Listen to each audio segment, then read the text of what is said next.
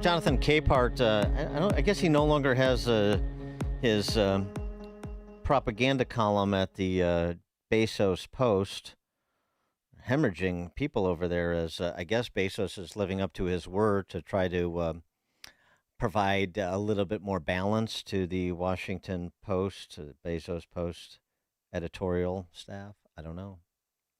But he still has access to the news desk, in quotation marks, scare quotes, at MSNBC, NBC.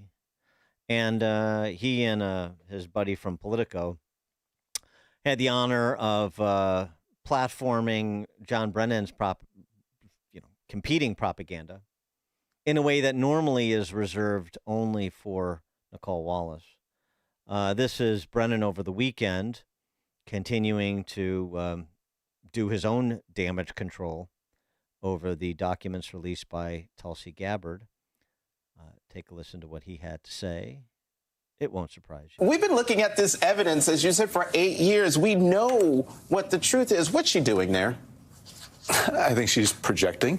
Obviously, she's engaged in the politicization of intelligence to support Donald Trump. And so she is pointing to previous intelligence, products that we put out and saying that this was a political, politically designed product. I think what she's trying to do is to gain the good graces of Donald Trump. Clearly, several weeks ago, she was on the outs. Yeah, because, Donald Trump said that basically that she was wrong when she said earlier that the Iranian nuclear program, the weaponization program, had not restarted.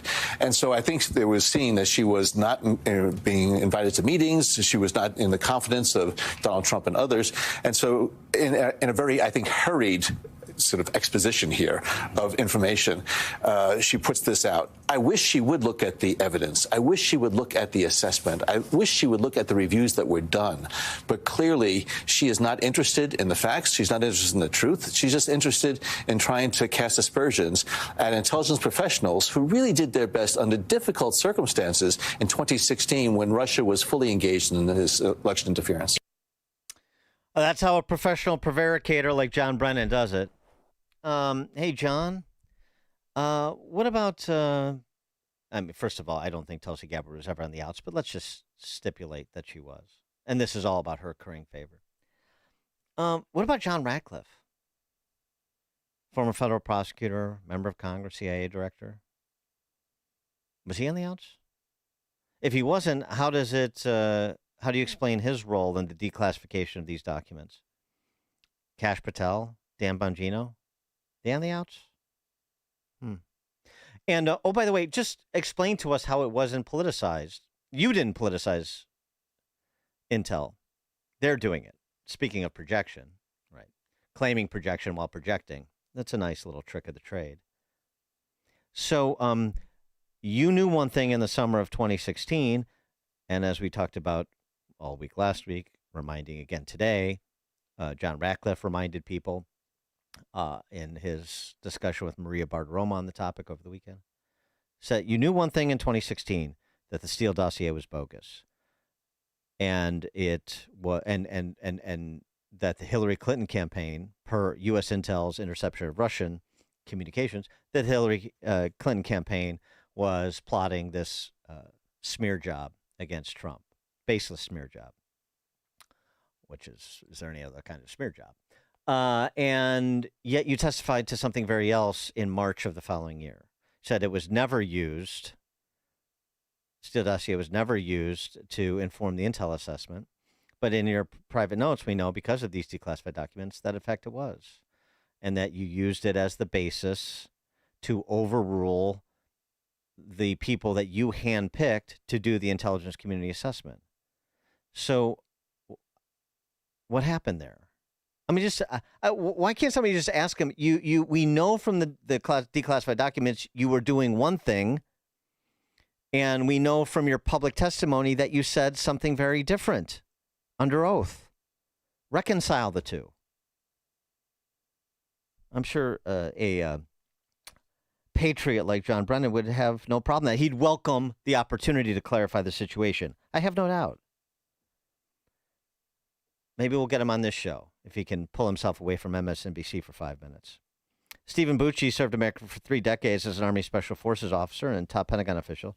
Now a visiting fellow in the Heritage Foundation's Allison Center for Foreign Policy Studies. He joins us now for our weekly confab. Stephen, thanks for joining us. Appreciate it. It's always my pleasure to be on the show, particularly when I get to talk about this kind of subject. Yeah, so give us your handle on Brennan, Comey, Obama, Rice, et al., as per the information that is now in the public domain. Well, first of all, John Brennan, I mean, he has been so over the top. I mean, he is the archetype of a politicized intelligence operation guy. He lies so confidently when he says this stuff, and manages to throw in, by the way, an extra thing about Iran, which is his pet project. He was really determined to get America away from the Saudis, away from all of our other allies in the Middle East, including Israel, and make Iran our ally. That was his mission, together with Valerie Jarrett. And it failed. It's failed miserably. And he's still trying to get some points in on that. I suppose he and Ben Rhodes are probably talking too. But look, these folks all collaborated, colluded, whichever word you want to use, schemed to keep Donald Trump out of office. And then when that didn't work, because Hillary's negatives were so over the top in the eyes of the American people, and even with all the stuff they cooked up, she couldn't win. And then to cripple him so that his term would have no effect on all of their important issues. And it was successful, the second part, to a degree, but not quite as much as they wanted, because you know what? The American people may have gotten hoodwinked, and we got, Joe Biden in office, but they figured out, you fool me once, but not again, guys. We're not going to put up with it. And they brought Donald Trump back. And he could blame Donald Trump for this, but his intel op, his information operation on the American people has failed. And I don't know if we can put Barack Obama in jail. There's some, I'm not a lawyer, but I've read a lot of my colleagues' analysis from Heritage. It doesn't look like they're going to get Obama on that stuff, because he was the president at the time he was doing it. But boy, these other guys, they ought to be lawyering up about now, because I think it's going to take more than MSNBC to cover their backsides on what has been revealed now. Tulsi Gabbard, this is not intelligence that everybody's had all along, and suddenly the DNI has put a different spin on it. This is stuff that none of us have seen before. And for him to categorize it, and that MSNBC reporter categorize it as, oh, this is just old stuff. This has all been debunked already. This is, nothing to see here. It's ludicrous. Well, and you have John Ratcliffe saying, this was buried for 4 years when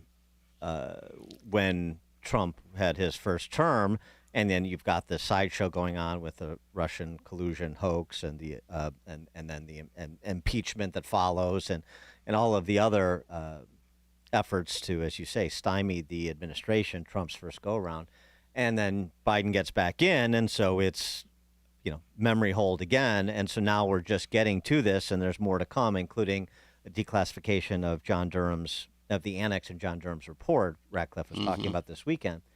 But I guess the question is too, so other people have also invoked, well, what did Gina Haspel know? She had a relationship with Brennan. Peter Schweitzer mentioned she was in a London office, and then she was put back in the London office by Brennan. Of course, Christopher Steele was a British spy. John Bolton, Paul Sperry was reporting from Real Clear Investigations that Bolton had a memo that suggested that this hoax was being orchestrated and it was without merit, early on, and put it in an NSA safe rather than brief the president on it. So what about and frankly even Ratcliffe? From your experience in the Pentagon, like who should have known what the first go around as all this was happening in real time? Do you buy the narrative that it was only sort of institutional forces outside the administration in Trump's first term and not any inside his administration? Well, I think it's been pretty clear that there were still a lot of people inside the Trump administration. If you remember, President Trump really kind of blew it personnel-wise in his first administration when the Democrats hampered getting his nominees in office, particularly not necessarily at the secretary level, but at the levels below that. What did Trump do? He said, "Oh, okay, the heck with it then. We'll just go with the non-political people and make them acting, and I won't have to worry about getting these politicals appointed, because after all, those non-political people are non-political." Except he found out that a ton of those were burrowed in Obama politicals. They were people who had been drinking the Obama Kool-Aid for 8 years, even if they had been civil servants before that. They were completely sheep-dipped in the Obama viewpoint, and they worked against Trump the whole time. So even if it wasn't the big shots, Jim Mattis came in. I don't think Jim Mattis was working against Trump. They disagreed on stuff. They parted their ways. Yeah. But there were a lot of people below him who were still on the Obama team, even though their uniforms had changed colors. And that across the government, that really made it essentially impossible for Trump to have a normal administration and term in office during that first election period. Did you believe? I mean, you mentioned that some of these guys should be lawyering up. I mean, outside of committing, a treasonous act, outside of like an Aldrich Ames or a Richard Hansen, I mean, who gets held accountable at these upper reaches of federal government agencies for anything they've done as official acts, or frankly anything they've done ever in their lives after being in these positions? I mean, we were just talking to Cleta Mitchell about the IRS scandal back in the Obama administration and their illegalities with respect to manipulating nonprofit designations. Nobody gets held accountable. Nobody gets held accountable for any of the things, all of the scandals that have transpired in these law enforcement and intel agencies. Why do you have hope that this time it's going to be different? Well, I think, number one, the American people are far more sensitized to the fact that this stuff goes on than they've ever been before. I think prior to this, somebody like yourself, you recognize all these shenanigans are happening. Your average American prior to the last couple of years basically thought, well, it's just the government being the government. Okay, maybe somebody's fiddling around on the edges. Maybe somebody will steal money at some point, and then we'll track him down and get him. But overall, it's just a big machine that's running and takes care of these details. That trust in the federal government is gone, and is not coming back for a majority of the American population, and to the point where they're even suspicious of the people they elected in this case going forward. Well, what, are they hiding something now? We've got to look into that too. I think it's a different environment, and I think it may come out with a different outcome. I'm hoping so anyway, because the John Brennans of America have no business being allowed to hold ever again a position of authority. And the fact that they're given platforms like MSNBC to turn around and attack the people in office. I remember when that side said, you can't attack these people in office. They're sacrosanct. We just have to trust them. And now suddenly it's okay for them to attack the people that come into office now. It's the irony of it is, and the chutzpah, if you will, of somebody like John Brennan is just over the top to me. Well, and also, I mean, you're the CIA director, and you former in one case, and you get Russiagate wrong. Let's just take it in a light most favorable to Brennan. You get Russiagate wrong. There's no there. And then you get the Hunter Biden laptop wrong again. The timing of it, the importance of those stories, and somehow this experienced high-level spy that you are, get it 180 degrees wrong. That's just sloppiness, just a couple of unforced errors or something more nefarious. I mean, you have to sort of live in the real world a little bit, too, when you look at these things.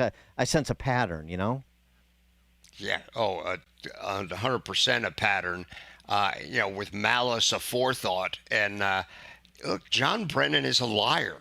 He lies to Congress. He lies to the American public. And now he's just lying as a former and a citizen, but he's still lying. It's the same lips moving and the same falsehoods coming out. Stephen Bucci served America for 3 decades as Army Special Forces officer and top Pentagon official, now a visiting fellow in the Heritage Foundation's Allison Center for Foreign Policy Studies. Stephen, thank you as always. It's my pleasure. We'll look forward to talking to you next week. Thank you. And Stephen joined us on the Turnkey.Pro answer line. It's what Chicago is talking about. It's Chicago's Morning Answer with Dan and Amy on AM 560. The Answer. Perhaps you're a collector, or perhaps all of a sudden you have a collection. Maybe it's an inheritance. How do you know what it's worth? This is Sean Thompson for Donley Auction. The market for antiques and collectibles is changing all the time. What is your collection worth right now? Well, I've got an easy way to find out. It's simple. You contact Donley Auctions. With their worldwide audience of live and in-person auctions, they have a good idea